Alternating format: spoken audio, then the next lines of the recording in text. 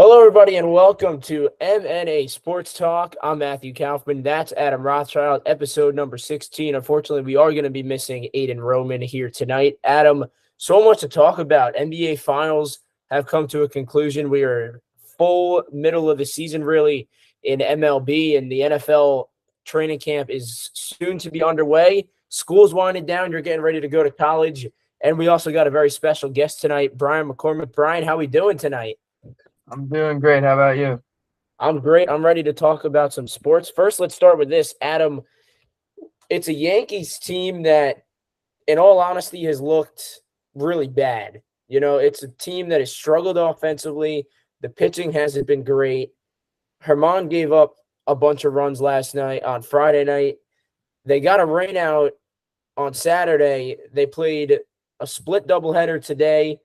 They lost the first game. Torres did hit a home run. That was really the only offense in that game. How do the Yankees get something to be turned around? It's going to have to be from everyone because they can't win with just Aaron Judge. That's not how it's going to be. We know that we've talked about the injury bug in past episodes. It's been the main thing this entire season. The pitching has been on and off. The hitting has been on and off. Everything's just been on and off and on and off. And it's going to be hard to come by now, almost midway through the season, coming up on the All-Star break in a few weeks, and talking about the Yankees fighting for a wild card spot, which is not something we thought we'd be talking about right now here in the end of June. And it's something that the Yankees are going to have to figure out. Yeah, now, if you look at the numbers, as a team batting average, they're 23rd in all of baseball. That's something that the Yankees are not usually in any category. You look at the team rankings in all of Major League Baseball, the two of the top three teams are going to surprise you that were not even close to good last year. The Rangers are the league best at 270. The Braves are 266 on an average at the 2 spot. And the Arizona Diamondbacks are in the 3 spot at a 264 batting average as a team. That is not where you want to be at all. Because for this team, it is a Yankee team that has struggled so much offensively. They put up about 3 to 4 runs a game, if they get lucky with that. Donaldson hasn't been hitting since he came back. Stan has a couple of home runs since he's come off the IL as well. Rizzo's barely hit, and neither is LeMahieu. It's been an offense that's been non-existent. Most of your hits are coming from the bottom of the order, and a guy that we kind of bashed a lot during the offseason of the Yankees with the discussions with Isaiah Kiner-Falefa, he's been the biggest offense, it seems like, for the New York Yankees, along with Kyle Higashioka, Brian. Yeah, I mean, totally right. The last 10 games we've been 3 for 7. I just think we're hitting a rock bottom point in our season, and we have a very easy schedule coming up. Going up next against the Mariners, winnable games, Rangers, Athletics, teams that we can usually beat. But with the way we're playing right now and that our offense can't hit the ball and our pitchers are doing terrible, like I don't know what to expect in these upcoming winnable games. So these are definitely games that we need to win to jump up in the standings, knowing that we're 10 games back from first place and the Orioles are ahead of us, which never happened. So I just think if we can get our offense rolling, we get people like Judge back, which Judge can't carry the team, but I think just having him in the lineup and him as a spot, like when we need runs and he's there to do it, I just think the team plays better overall. But definitely needs improvement. Yeah, and we've seen, guys that when Aaron Judge is in the lineup, it's a completely different team. There's no doubt. It sounds like a different team. The batting average is higher. The momentum is going right for the Yankees. I think the fact that they don't have Judge in the lineup is a big impact on this team. But not just that in general. I think it's the fact that they don't have the guys on base. They're not walking as much. They're striking out a lot more. And that's been the biggest struggle, I think, for the Yankees. It's they haven't been able to get the guys on base. And when they do have guys on base, they can't score. You go back to that Citi Field against the Mets, they had guys on the 7th, 8th, and 9th inning, and they didn't score. They didn't score a run to take the lead. They didn't win that game against the Mets in the second game in the Subway Series. So how do the Yankees get something to get going without Aaron Judge being in the lineup? Do you have to call up a big name from the minor leagues to maybe pick something up? What has to be done, Adam, do you think, to get the Yankees to get going again? I think people have probably been thinking about this and wanting to say this. Oswald Peraza. The man just needs to get out of AAA. He needs to be up here in the big leagues like he was in the playoffs last year. He got those games against Houston in the ALCS last year, and he just needs more experience in the big leagues. He's had enough in the minor leagues for what most of us believe. And he's a guy that you can bring up. He can play in the infield, make the good plays. He can get hits, hit home runs, which he's been doing in AAA for the Rail Riders. And that's something he can bring to the Yankees. And that's something they need because the top, like you were saying, at the top of the order, they haven't done anything. Like Rizzo, Donaldson, LeMahieu, they haven't done anything. Like Oswald Peraza is the glue guy that the Yankees need right now. It's just that simple. Now, do you think if, let's say, they were to bring up Oswald Peraza, do you think that not only helps the Yankees as defensively, but does it help the offense because of what we've seen him do in AAA over the last 15 or 20 games or so since being sent back down after that hamstring injury? Now, Brian, I'll ask you this. With what the Yankees have defensively right now, obviously Volpe's your shortstop. We heard Steinbrenner say it the other day. Does Peraza maybe come up and fulfill a role somewhere else in the infield? Do you move Volpe to another position, maybe second base or third base for Anthony Volpe and put Peraza at shortstop? What do you think could kind of get something going for the Yankees in a fact that they need offense? They need, obviously, to get going because you can't fall too far behind in the standings. Yeah, no, I 100% agree with the Peraza. We need to make changes, and we need to make them now. We're dead in the we just lost it. We had momentum, and we just lost it all due to injuries and stuff. And Boone isn't doing anything for it. We keep putting in the same lineup every night with just more and more players that are just busting for us, and we aren't making any changes. I think definitely bring up Peraza. Volpe, we can kind of mess around with. He's good in the infield. So if we can throw him at second base, even third base, he's got an arm himself. And put Peraza somewhere in there. We can, I don't know. How do I say that?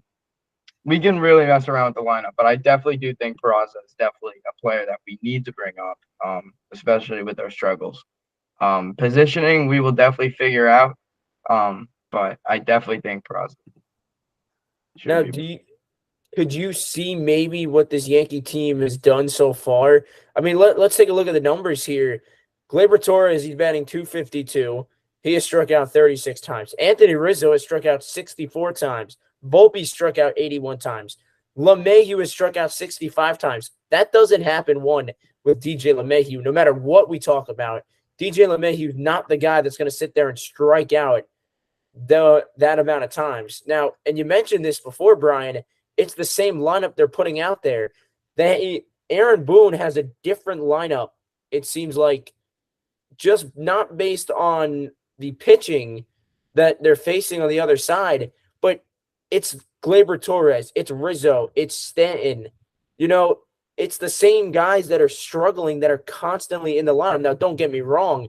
You got to almost have Rizzo and Stanton in your lineup every day. That's why they're there. They're there to play every day. But when you have the inconsistency that these guys are bringing to the table, it's a struggle and it's not helping the offense. And I think with Oswald Peraza and the opportunity to bring him up again to the majors or take another guy, let's say Estevan Florial, who's really been raking in the minor league level as well. It doesn't have to be Peraza. It just has to be something different for the New York Yankees to do. Now, Adam, I'll ask this. You look at the Yankees, do you see this team potentially winning a game later on when it matters, or is this team going to continue to struggle like it has right now? Many people would say to just give up on the team right now, but when you really think about it, they're going to have to find some way to pull through. It's kind of like the 2021 season when it came down to the end of the season against the Rays and we had to win that to get into the playoffs. I feel like it's gonna come down to something like that because when you have pitchers like Carlos Rodon and Nestor Cortez missing games, you can't just count on Garrett Cole to pitch every single game. It's not gonna happen like that. He's got to get his 3-4 days rest and all that stuff. It's gonna come down to that most likely this year, and you're gonna have to expect the Yankees to be fighting for a wild card spot, which is something that nobody expected this year. And if it's against a team like Boston or if it's against a team like Baltimore, it's going to be tough because these are very, very good teams that the Yankees have to compete with that are playing much better than them right now. Now, could you see potentially, obviously, with Harrison Bader coming back in a couple of days, he should be back on Tuesday.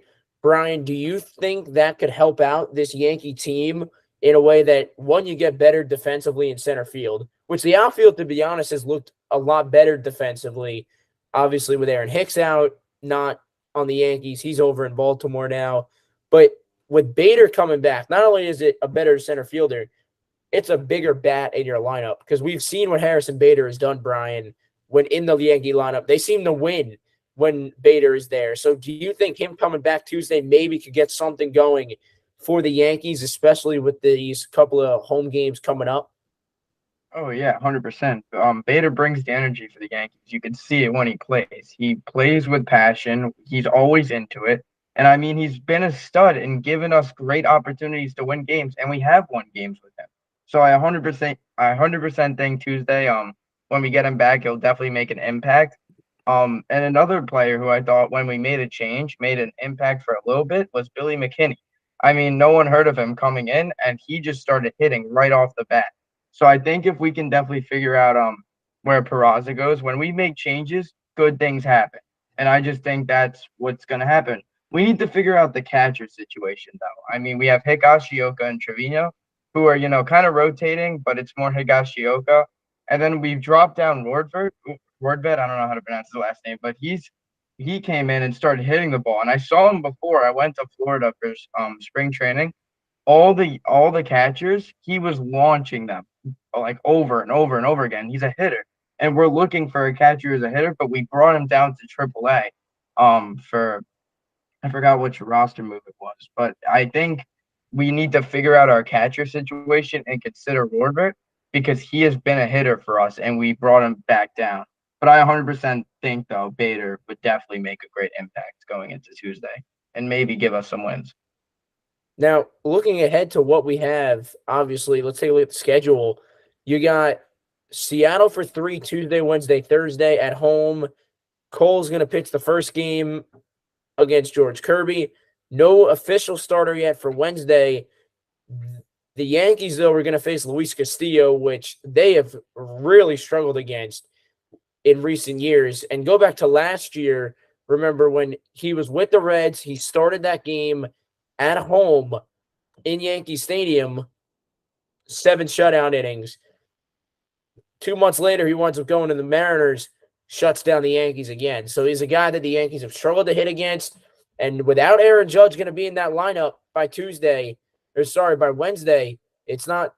is a team that needs to flip the switch and get it going because Cole to be decided starter on Wednesday and then Herman to pitch on Thursday. Then you got 3 at home against Texas, and the day goes earlier. It'll be a 7 o'clock game on Friday, a 4:05 start on Saturday, and then a 1:35 start on Sunday, and Garrett Cole's going to pitch that game. So Cole pitches the first game against Seattle, the last game against Texas, and, Adam, we've heard it already. You can't have Garrett Cole carry your team, just like Aaron Judge can't carry your team. So which other starter, Adam, could you see coming up for the Yankees when they need it in the starting role position until Rodon comes back? The one guy that we did get back from his injury that we think definitely needs to turn around is Luis Severino. He has to turn it around. He's got to be more consistent. He can't be on and off pitching all these different games. He had his first good start when he came back against Cincinnati, when he pitched very well. But yeah, he's got to be the one that's got to come out of his comfort zone and focus on one game at a time. And that's what these Yankee pitchers, besides Luis Severino, have to do. And we talk about guys like Garrett Cole, of course, and then we had Domingo Germán, who both have been on and off. Cole obviously is your number one when it comes to stuff like this, but Luis Severino is going to be that guy that has to fill in the hole. Yeah, and I think if Rodon could come back and pitch well, let's say he's able to pitch well, right? Rodon comes back. If Severino could figure it out, then you get Cole, who continues to pitch well. But at the same time, you also have to get Herman to continue to pitch. You know, Randy Vasquez or Johnny Brito, whoever that other guy is going to be, has to pitch well. The bullpen has looked amazing. They've got the best ERA in baseball, and yet the Yankees are still struggling. That the way that they've struggled, it has not been good for New York. I mean, it has just really, really been tough for the Yankees. Now, one more thing to talk about with the Yankees, you got to say the training staff. I mean, this is a team that years ago, no one rarely got hurt. Not saying they didn't get hurt, but they weren't getting hurt as much as the Yankees. Now it is player after player, day after day, week after week, where someone else gets hurt, and it's not going to help this Yankee team. Judge is out. Rodon is out. Loizaga's been out. You know, this is for where the Yankees are right now in the standings, in the playoff run. Now, don't get me wrong. They got plenty of time to make a playoff run. But when it comes down to later in the season, you're not going to have that kind of time. And that's kind of what needs to be figured out, I think, especially in this time of year. Because if you're the Yankees and you get into the later season after the All-Star break, I'll tell you one thing. It's not going to get easier for you. It's going to get harder because you're going to be playing more teams that are in your division. You got to play Baltimore. You got to play Boston. You got to play Tampa Bay and Toronto, and those are teams that you have struggled to beat. I mean, right now the Yankees currently, they're losing 2-1 in the middle of, as they go to the bottom of the fifth inning. They lost earlier today. So it's a team that, we've said it over and over again, has to get going. I'll switch to the gear and go to a team that's gotten going. Adam, the biggest surprise to me and you last week, the Arizona Diamondbacks. Yeah, it's the team that has come basically out of nowhere. Their last World Series appearance was back in 2001 when they beat the New York Yankees. And you look at them right now, they're right behind the Atlanta Braves for that number 2 spot in the National League right now, only 3 games behind them. And they have some team. They got guys like Ketel Marte, and they have a great team that they put together, and a bunch of young studs just coming together and just buying into their roles. That's just great to watch. This reminds me a lot of the Nationals from 2019, just with the pitching they had and the core of players they had. This is reminding me a lot of that. But when you think about the players they have, like Ketel Marte and a bunch of their other young guys that they brought in, it's been pretty awesome to watch. And knowing that Arizona is going to be a team to come for the future. Now they're 3.5 games up in the National League West over the Giants and the Dodgers. That's right. The Dodgers are in 3rd place in the West, and that comes to a surprise because this is a team that has been in the championship series for consistent seasons. This is a team that's had great pitching, great offense, everything you could ask for have been the Dodgers, and it's the Diamondbacks that are in 1st place. Now let's take a look at the averages of their top 4 hitters on this team. Christian Walker, their first baseman, he's batting .270. Ketel Marte, Adam, the guy you mentioned, batting .289. Lourdes Gurriel Jr., the former Blue Jay, batting .282. But here's the guy that sticks out the most. And for any baseball fan out there, when you got to vote for Rookie of the Year or MVP, you got to keep this guy in mind. Corbin Carroll. He's fast. He's got some power. And he doesn't just go to right field. He could go the other way. And I think that's the biggest key for him. When he could go the other way down that left field line as a left-handed hitter, he is going to be able to fly around the bases. He's batting .305 right now.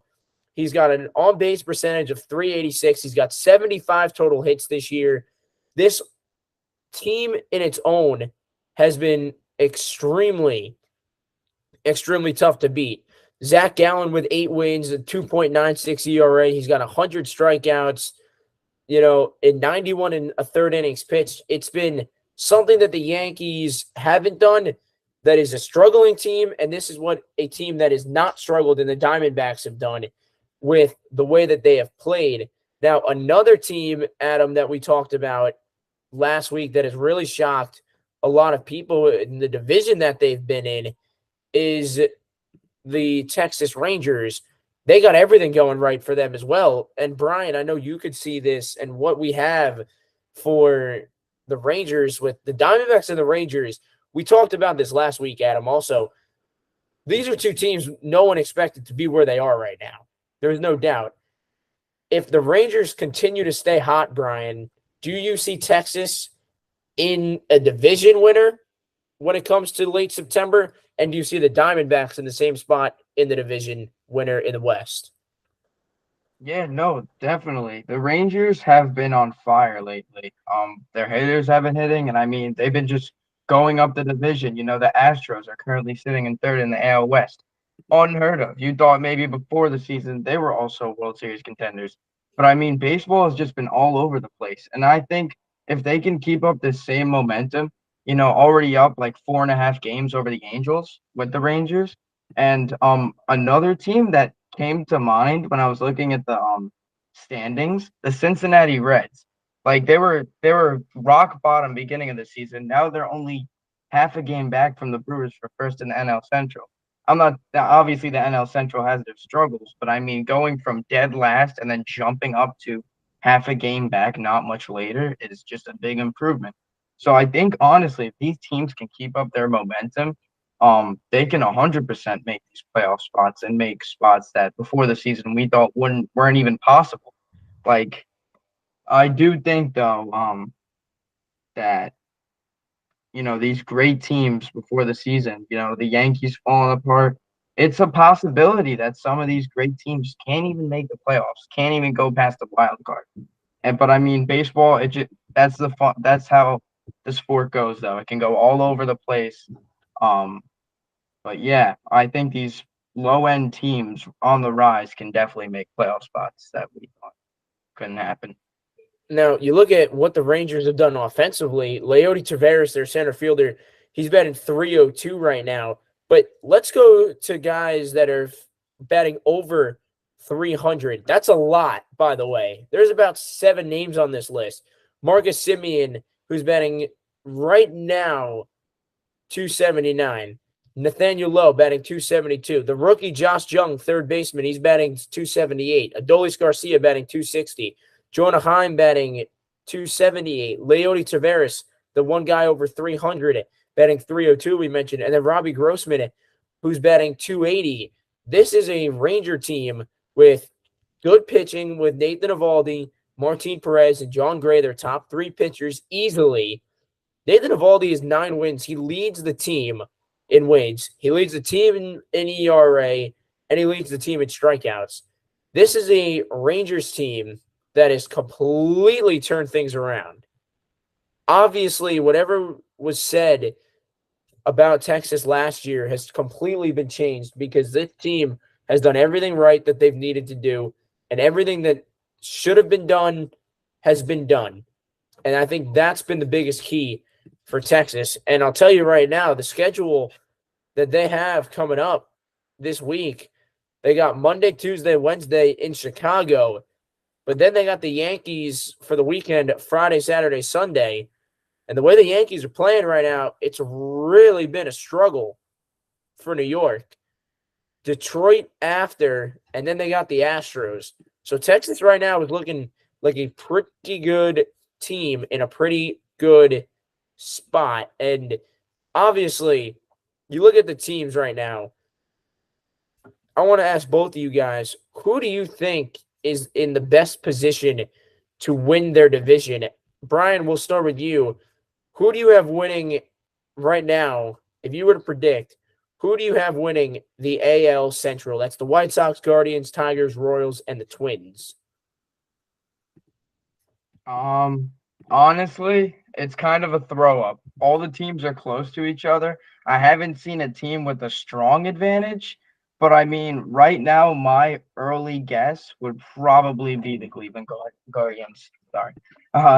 Brandon, go. The Cleveland Guardians are, kind of an underdog team. The Twins, the Twin. This is a hard division. I mean, all these teams can have their ups and downs. But I would definitely have to say the Guardians. I know they're 2.5 games back, the Twins, but they do have a couple injuries, and I think the Guardians, we've seen them in playoff spots before, and we've seen them, holding in with the Yankees in the playoffs. I just think they're a strong team. Even if the numbers don't say so, I definitely think they can win the AL Central. Now you look at the Central. This is a team. This is a division where not a single team is above 500. I mean, the Twins right now are 36 and 36. Cleveland's 33 and 38, and it only gets worse from there. The Tigers 30 and 40. White Sox are 31 and 42. The Royals are 19 and 52. The worst team in baseball. This is a division that is going to be up for grabs all year.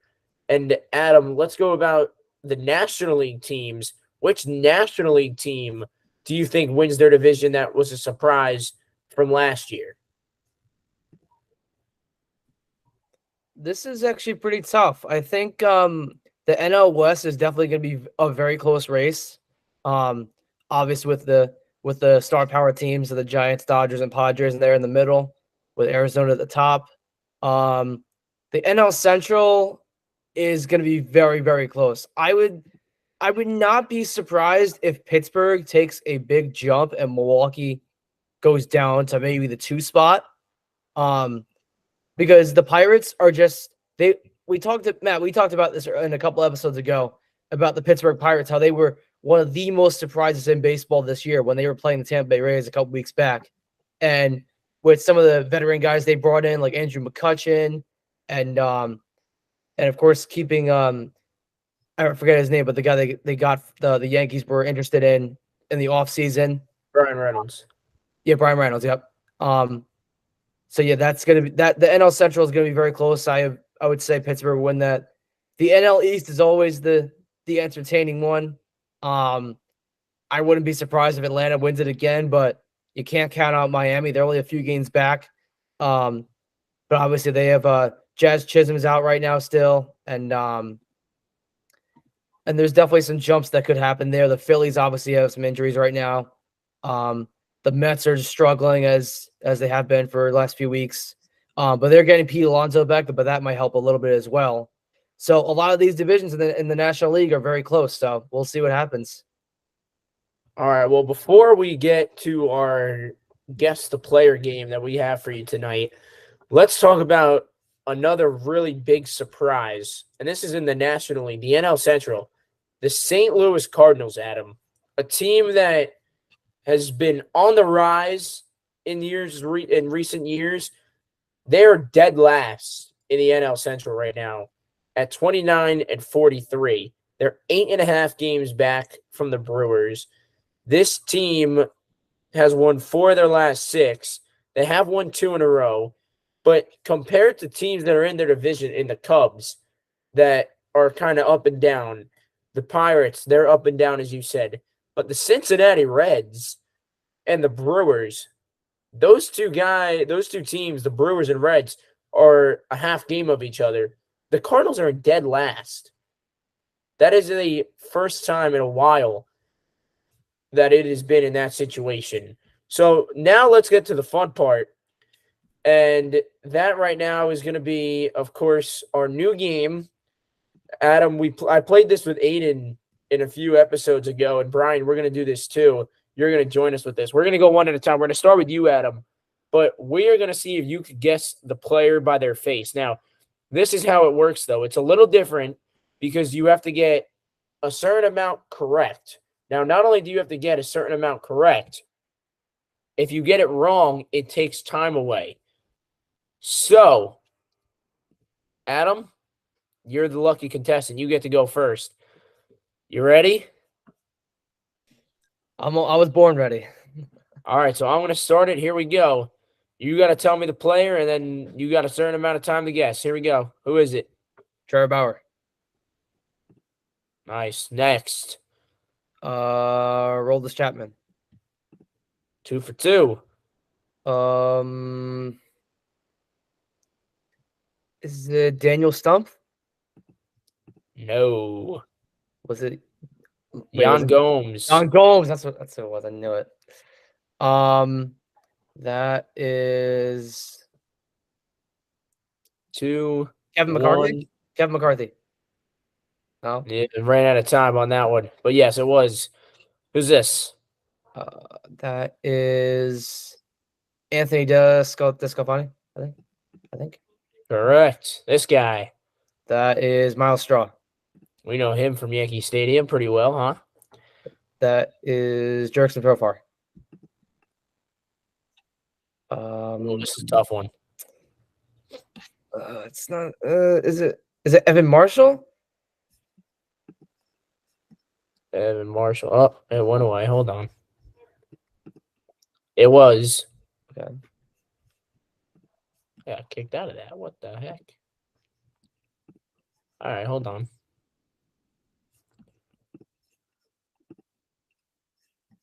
All right. Well, you were 5 for 5, 5 and 5, I think, in correct and wrong. So now we're gonna let Brian. It's gonna be your turn. You ready, Brian? I think so. Yeah. All right. Now here's the deal, though. You got to get more than 6 correct. If you get 6 or more correct, you win. All right. But you got to get 6 or more. Here we go. All right. That is. Oh my goodness. Is that Castillo? Yep. I think that's Wade Miley. No, Michael Baez. Wait. All right. Let me see. Oh, a Yankee. Oh, not a Yankee killer anymore. Never mind. I'm losing my Jose Ruiz. Yes, Ruiz, you're 2 and 2. Mike Moustakas. Yes. Who's this young fella? Brad Keller. Ugh. I don't know. No, Adrian Sampson. All right.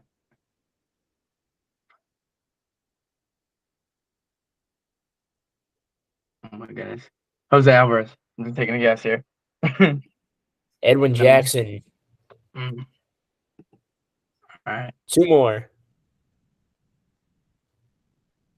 Kevin Biggio. Is that Biggio? No. No. Freddie Peralta. All right, last one. Oh my goodness. Should stick to Yankees. Munoz, I don't know. Yario Munoz. Yeah. All right. Well, I guess that means if I made you guys go, I guess it means I gotta go. So you both did not get more than 5 correct. So all I gotta do is get 6 correct, and well, I beat you guys. So let's see how this goes. You ready? All right. Oh, I get the Yankee, Brian. That's what it is. They know I gotta get the Yankee. Harrison Bader, Marcelo Zuna, Nick Senzel. Well, that's Alex Gordon. Oof. Actually, oh, that's got to be Daniel Murphy. Yes. Guys, I need one more, by the way. Oh, all right. I want to see if I can go 10 in a row. I want to see if I can go 10 in a row. I actually don't know this one. All right. I guess there goes going 10 in a row. Ooh. That's not John Burry. Okay. Austin Bryce. Colin Brewer. Jose Martinez. Actually, that's Mike Tauchman. Yes, it is. Quintana. All right, that's 10 questions right. All right, so now that we figured out who knows the faces around baseball, we're going to take a quick timeout. Before we do that, though, we do now have our sponsorship, and before we go to commercial break here, we're just gonna do something real quick, and this is for I9 Sports with over 4 million registrations in communities across the country. I9 Sports is the nation's largest multi-sport provider focused solely on high-quality, community-based youth sports programs. They offer youth sports leagues, camps, and clinics for ages 3 and up in today's most popular sports such as flag football, soccer, basketball, baseball, volleyball, lacrosse, and tennis. Their goal is to achieve the mission of helping kids succeed in life through sports, as I9 Sports provides a youth sports experience unlike any others, teaching the importance of good sportsmanship on the field and in life. I9 Sports is committed to providing age-appropriate instruction, making sports fun for kids and convenient for today's busy families. To us, it's the way youth sports should be. Now, they are located in not just Freehold, but at St. John Vianney and St. George. Ages are 3 to 14, and they got our favorite sports, baseball, basketball, and football, along with volleyball, soccer, and lacrosse from ages 3 to 14 years old. And, as a kid growing up, obviously I played rec baseball, played a little travel baseball, but being able to go to the clinics for a few weeks and have some fun, obviously no better time to do it. And you get to meet a bunch of new friends. So that's always a plus for you as well when you get that opportunity. Now let's transition over to the NFL. And Adam, it's been an interesting few weeks with the New York Giants and Saquon Barkley of, are they going to sign a contract? Are they not going to sign a contract? Is he going to sit out? Is he going to play? Giants fans are dying to know what's going to happen. We hope to get the answer within the next few weeks. Honestly, I mean, with Saquon Barkley, we saw what he did last year for the Giants. He was a big reason they were in the postseason with Daniel Jones. How do the Giants get this deal done with Saquon Barkley, Adam? It's been a lot of question marks throughout the front office and just the team in general. I think what it's going to have to come down to is just going to be, a one-on-one, with the front office and Saquon's a good player. Don't get me wrong. He's going to be with the team for years to come. He's just an all-around talent and just has so much to bring to the table. And it's going to get figured out, but it's going to take some time for sure. Off season is still going on, obviously, and they're gonna come up with an answer soon. We're gonna definitely know something in the foreseeable future. Now, Brian, I know you're a Giants fan, and you're praying Saquon Barkley comes back this year, and obviously for the foreseeable future. Now, Saquon straight up said he wants to be a Giant for life. He wants to be with the New York Giants. How do you get that done, though, if you're Saquon Barkley? I mean, it's more money, I think, on what Saquon's decision is. He's obviously saying he wants to stay with New York. He wants to stay with New York. I think we gave him options, like offers, and he turned them down. So I think, honestly, if we have the stud of Saquon Barkley, who, has left an impact on this team, I say just give him what he wants. At this point, we need running. We need power in our offense. And I think just give Saquon what he wants and we'll be totally fine. And I think the Giants in the foreseeable future can make a run in the playoffs. I mean, we saw them make the wild card last year and win that. So, I think this team definitely does have a chance to be successful, but I think Saquon is definitely a playmaker we need in our offense. Well, let's look at the numbers for Saquon Barkley last year. He had 1,000+ yards rushing with an average of about 4 yards a carry, 10 touchdowns, 57 receptions for 338 yards. But the 10 touchdowns are what sticks out most, obviously. And I think for Saquon Barkley, when you have those kind of numbers, you help your team no matter what. Especially when you have Daniel Jones, the offensive line a little banged up last year. But this is the team that relied more on the offense because if you look at the numbers defensively, Julian Love led the team in tackles with 124, but he also led the team with interceptions. He only had 2. So think about that number. He had 2 interceptions, and that was the team leading. What does that say for your team? Well, it says that you struggled defensively at some points, but at the same time, you were able to get the big plays that you needed. Dexter Lawrence had 7.5 sacks. Kayvon Thibodeau had 4 sacks, the rookie in his second year in the NFL. Tomon Fox had a couple of sacks. So these are guys that the Giants would love to have make an impact. But again, it's got to be Saquon Barkley, you would hope, would be on that field, along with Wan'Dale Robinson, a healthy Sterling Shepard, Darius Slayton, Brian, our newest draft pick, Jalen Hyatt, who has looked so far so good in the minicamp. But if you're looking as a Giants fan, Brian, what is one thing that you're most excited about to see? And Adam, if you're a Giant in the organization, what are you looking for as a team of what to expect from the younger guys and the veterans heading into training camp in August? Yeah, no, I'm looking for energy. I think if this team can get together and start making plays, I think we do have the playmakers to do it. With even like or the wide receiver names you just listed, and our newest draft pick, I was looking at his highlight. He looks good. If we can get Daniel Jones to throw the ball to him, and if we can make, I don't know, great like plays with these players and just overall just get, you know, like I think of Odell and Saquon having those, trick plays where Saquon launches it down to Odell. I'm not saying trick plays, but I'm saying, plays where we have talent, and if we can, make plays to really show off these guys, especially in games that we need them, I think we can definitely become a scary NFL team, which we're looking for. Now, you look at what this team has in the schedule wise, Adam, and we did this a couple of weeks ago when we predicted the schedules and the Monday night schedule. The Giants start this at home against Dallas Sunday night.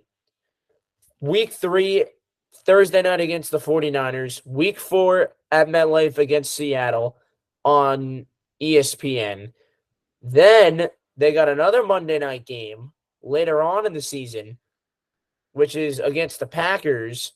So they've got some primetime games this year. And I'll tell you, that's kind of special for the New York Giants because a team that really hasn't had many in recent years, when you got them now, it's a big opportunity for you as a team to show you're the big deal, you're the real deal. And if Saquon Barkley is on this team this year playing, he's healthy, they have a contract done, then I think it's a much better opportunity for the New York Giants. And I want to ask you this, Adam. Who do you see potentially sticking out the most in either the new transactions for the Giants, or if it's Daniel Jones, Barkley, Darren Waller, Dan Bellinger, the new that second-year tight end? Who is your guy that you're looking at this season, and also the guy that you're looking forward to seeing mostly this season? The two players I'm looking for mostly are probably Darren Waller, who of course came over from the Raiders, and Daniel Jones. Daniel Jones, I think, is going to be, one of those quarterbacks. He's going to have a season where you're going to be like, oh, the Giants are back. You're going to be thinking that. And he's going to have one of those years where it's going to be like, like an Aaron Rodgers season, like Rodgers, like when he won the Super Bowl back in, I think it was 2010, I'm pretty sure. Not like close to the level, but he'll be up there, It's going to be one of those years where the Giants try to make another playoff run just like they did last year. And that's going to come to more success, and it's going to be good for the future. This will give them, more playoff experience for Saquon Barkley and Daniel Jones. And obviously Darren Waller has a lot to bring to the table, adding another weapon for the Jets. And of course, Brian, the draft pick you were talking about, who is going to be really good for them this year. And that's just what I'm really looking forward to. I'm looking forward to Daniel Jones having a bounce back season and putting the Giants back on the radar. Well, from one NFL team to another, let's talk about your New York Jets, Adam. Aaron Rodgers in minicamp. He's looked good. His new receivers are looking good with Garrett Wilson, Alan Lazard. But here's going to be the question. How is the offensive line going to hold up for Aaron Rodgers? Because if he doesn't have an offensive line, it's going to be a little more of an interesting factor for what Rodgers is going to be able to do for New York. They brought him here to win games. A team that has struggled to win games recently in recent years. They brought Aaron Rodgers here to win. Adam, how does he win here in New York? The first reason they brought him in is because they needed a quarterback. It's the only piece that they were missing. They had the weapons last year, as we saw with Garrett Wilson and Breece Hall. They have the weapons. They have the pieces. The defense is set. They just needed the quarterback, and that's what they got. Now, the main reason that I think this is going to be huge for the Jets, not just talking about the offensive line, obviously, but you have Aaron Rodgers coming in to mentor Zach Wilson, because people have already declared Zach Wilson as a bust, which I 100% can agree with. But if there was a time where Aaron Rodgers late in his career, trying to have a good season for the Jets, comes in here to mentor Zach Wilson and try to give him, those good tips and what he needs for success in the future, if Zach Wilson wants to get that bust called name off his shoulder. And if he gets that off that shoulder after Rodgers retires and becomes the quarterback again, it could be a redemption time for Zach Wilson if that is what happens. But looking ahead to this season for the Jets, it's going to be about Rodgers. The pressure on Monday night, not it's September 11th against Buffalo, against your divisional rival. That's going to be where the pressure comes for the Jets offensive line, and not just them, the entire team. Yeah, and I think the biggest key for the Jets, obviously, is one, they got to stay healthy. We saw Breece Hall. He led the team, and which is a shock because he led the Jets in rushing with 463 rushing yards. Now, he didn't play all year last year. Remember, he got hurt in the Broncos game back in week 7, where he rushed for 72 total yards. But the leading rushers following that was Michael Carter, who had 26 rushing yards against New England. That was that crazy game. Then every game, it just seems to progress lower and lower in the rushing yards stat when Zach Wilson himself has struggled as a quarterback, throwing the ball, turning it over, and everything like that. So how do you, as a run game, now that with Aaron Rodgers, who's a quarterback who we know could chuck the ball about 60, 65 yards, we've seen it in years past, especially in the playoff game against the Arizona Cardinals some years ago when he threw those beautiful passes to Janis and then that Hail Mary touchdown in the end zone to send it to overtime in Arizona. He could throw the football no matter what. The question is, how is the offensive line going to protect? How is the rest of this team around him going to work for Aaron Rodgers? And I think that's going to honestly be the biggest question in all of that division, because you got a tough division this year. You had a tough division. You've had the Bills with Josh Allen and the weapons he has with Diggs and Gabe Davis.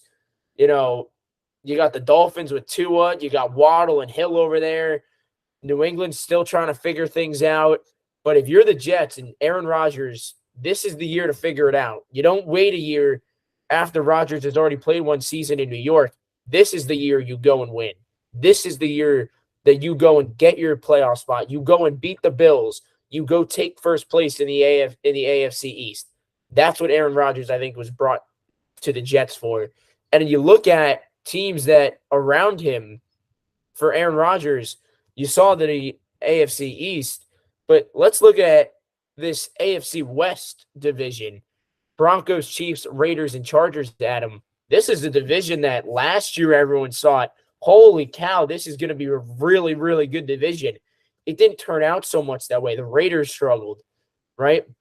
We saw the Broncos and Russell Wilson struggle, which, don't get me wrong, I honestly think Russell Wilson this year is going to have a way better year. He's got a more steady head coach with Sean Payton, who's been to a Super Bowl before. He's won a Super Bowl before. I think that's going to help Russell Wilson. His offseason workouts have looked really good as well. But the Chargers and the Raiders, along with the Chiefs and the Broncos, this I think is definitely the best division in the AFC because of Russell Wilson and Mahomes.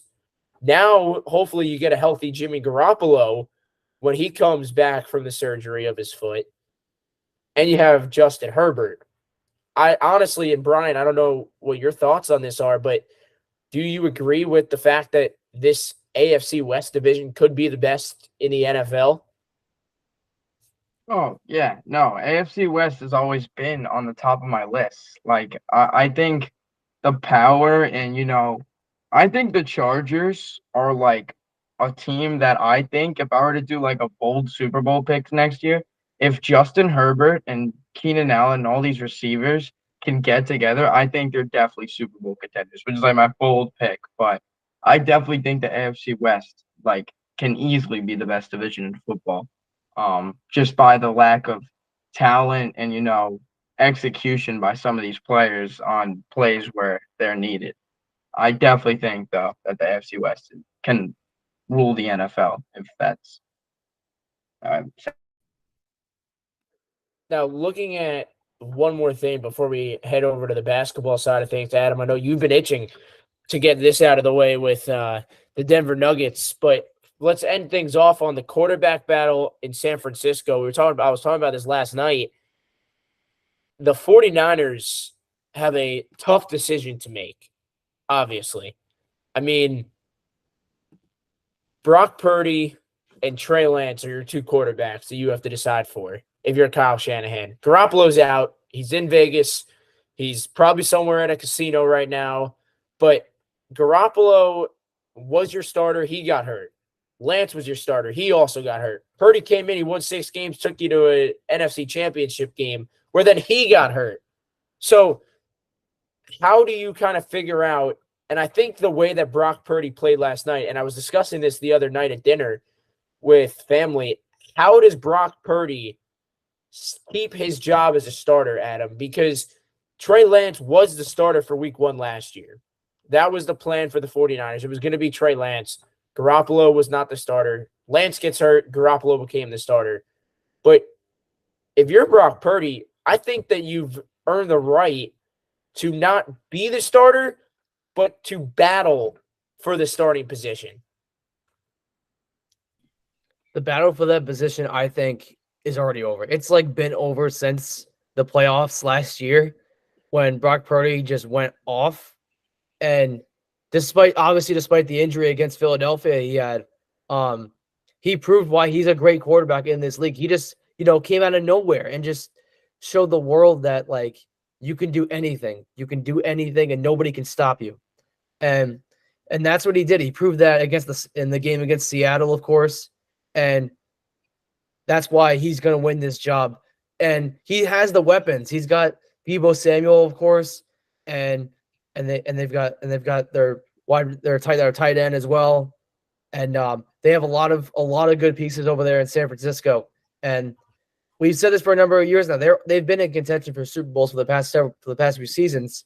And this upcoming season should be interesting for them because if they start Trey Lance week 1 like they did last year, it's gonna find me confused and why they made that decision because Brock Purdy easily has won the job already.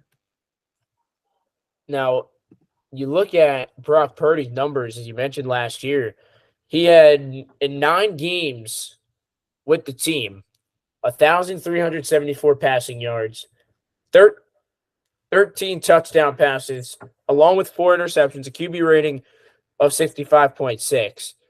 But his passing touchdowns were a big surprise, you could say, overall, because of what he was able to do last year in such a short notice, because of the injury, obviously, with Garoppolo. As a starter, you're expected to play every week. As a second string, you're expected to play if injury. Brock Purdy didn't expect to play last year. You can ask him right now and say, were you expected to play? No. because of Garoppolo being the way that Garoppolo is as a player on offense, where he could throw multiple touchdown passes, he could run in the game, he could control the offense. So Brock Purdy kind of got thrown in there saying, hey, kid, go get him.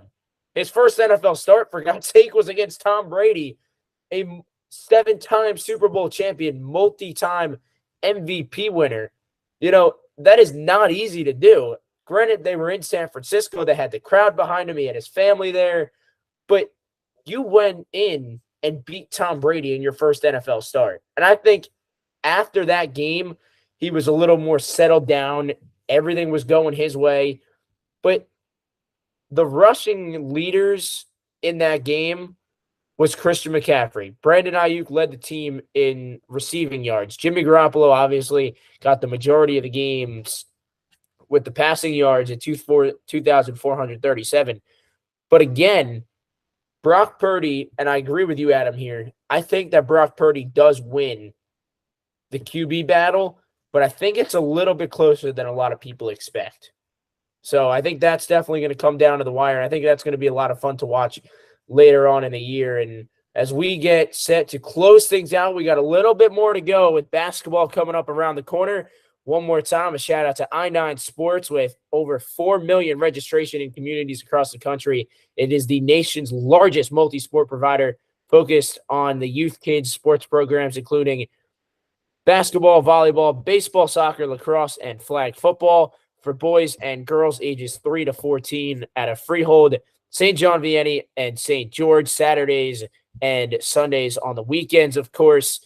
But just an opportunity to send your kids to a little bit of a clinic, enjoy some time off, let the kids run around, get all hot and sweaty, get nice and tired, and then they can go to bed a little later on. So definitely something to sign up for. I know if I was under 14, I'd definitely be signing up, get to meet some new friends and hang out with some really good people over there at M&A Sports without a doubt. Well, Adam, this is the time you've been waiting for. NBA. We got NBA Finals champions. Adam, this is all you. The Denver Nuggets, they're champions for the first time in a long time. Yeah, they've waited 47 years for an NBA championship in the Mile High City. They finally have it with Nikola Jokic, with Jamal Murray, with Aaron Gordon, their head coach Michael Malone. They've been underdogs the entire season. And you think about where these players have come from. Nikola Jokic, he was drafted during a commercial, and which is kind of crazy. It was the second round. He was a 41st pick, drafted during a commercial. Jamal Murray teared his ACL 2 years ago. Now he's an NBA champion. Aaron Gordon has only been in the playoffs one other time, and that was with Orlando, twice with Orlando, and now he's an NBA champion because no one else could carry him with Orlando. They also had veteran guys like Jeff Green, for example, who's played for at most 12 teams in his 15 years in the league. Now he's an NBA champion. DeAndre Jordan, who was with the Lob City Clippers, he's the only player from that big three to now have an NBA championship. Kentavious Caldwell-Pope, who was with the Lakers, won an NBA title. And it's just crazy what the Nuggets have been able to do this year. And they basically, took down the Miami Heat and, proved that this 8th-seeded Miami Heat team didn't have enough, because you're not going to win with just Jimmy Butler and a bunch of undrafted players. And, the Nuggets, we knew in the end the Nuggets were going to be NBA champions. Now, when you kind of saw earlier this year, without knowing really the playoff bracket and kind of knowing what was going to happen, were you expecting the Denver Nuggets to be where they were at the end of that season, of the regular season? And were you also expecting them to come out as NBA Finals champions? I did not expect Denver to be in it. I thought, when the Western Conference Finals was rolling around, the Lakers had some momentum after they beat the Warriors, and I thought the Lakers were going to pull away, but they got swept badly because their role players didn't step up. LeBron didn't have, big-time games because they couldn't win with just him and Anthony Davis. They didn't have – their young guys weren't playing well. Austin Reeves and D'Angelo Russell weren't playing well, and that's why Denver was able to pull away. Their bench was much deeper. They had guys like Bruce Brown, Christian Brown, and they had other guys on their bench that were stepping up, like Jeff Green and, other guys, other role players that they had stepped up. None of this could have been scripted because a lot of this was because of injuries. The Bucks lost to the Heat in the first round because Giannis got hurt. The Heat somehow survived without Tyler Hero and Victor Oladipo, who got hurt in the first round, and somehow they get all the way to the finals. Miami blows a 3-0 lead to Boston. They still get to the finals. The Knicks beating the Cavaliers, nobody expected that either. Everyone thought the Knicks in the playoffs was a fluke, but they got playoff basketball back, and a lot of teams were surprising. Memphis losing in the first round, that was a surprise. And the Clippers losing in the first round, I think, was kind of a surprise too, because the Clippers, they had Kawhi Leonard and Paul George, but obviously both of them weren't playing well in that series. Russell Westbrook couldn't play that series by himself against Kevin Durant and Devin Booker. And this was a great postseason. Probably one of the best we've had in a couple seasons. And there's definitely a lot to look back on, but the offseason has already started with some big breaking news. Yeah, let's talk about those breaking news. First, let's start with the Bradley Beal trade. If you want to break that down for us, Adam, on who's going where, how it happened, and what your thoughts on this trade is. Yeah, when I saw the news earlier today, I was honestly pretty shocked, actually, because when you think about a guy like Bradley Beal, been with Washington his whole career, he hasn't really been able to contend since he played with John Wall back about like 7-8 years ago when the Wizards were, one of those top 5 teams in the Eastern Conference. And then they slowly went down.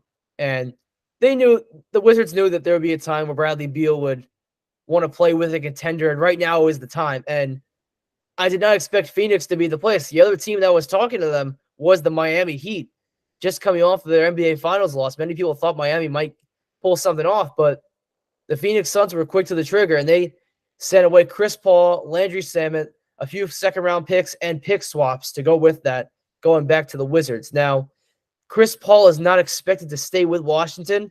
He's most likely going to get a buyout and become a free agent and sign with a contender because the Washington Wizards are going into a full rebuild at this moment. The only main star players they have left are Kyle Kuzma and Kristaps Porzingis at the moment.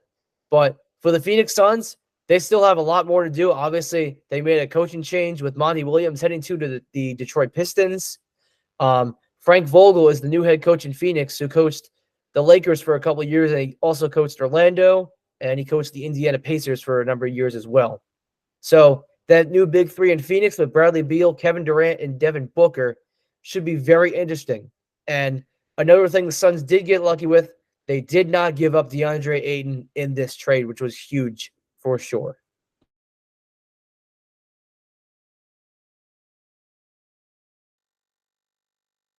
Yeah, and I think, looking at the other free agents this year, Damian Lillard, trade rumors, where is he going to go?